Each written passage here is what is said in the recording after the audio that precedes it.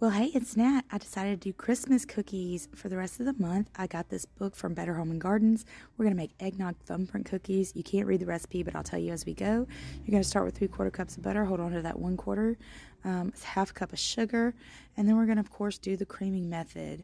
1 teaspoon each of nutmeg and vanilla. We're going to cream that all up together. Then we're going to add 2 egg yolks. Save those egg whites. They're going to come in handy for an egg wash. Okay. I just want to tell you guys thank you so much for liking and subscribing. My YouTube channel is growing, and only you guys are making that happen. I had somebody ask me today, does it cost anything to subscribe? Now, not everybody knows how to use the internet, and there are no silly questions.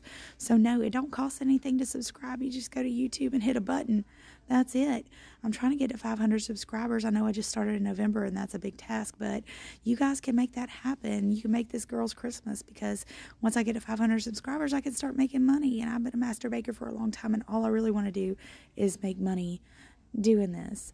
You do what you love, and you'll never work a day in your life.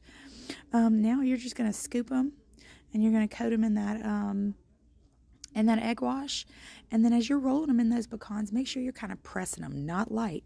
You want to press it in there because you want them fully coated with those walnuts. They're going to toast. You can't see me putting them on the pan because of the way this stupid thing cropped them, but you're just going to put them on the pan and then press your thumb down into them to make a little cavity so that you can put your icing in there later.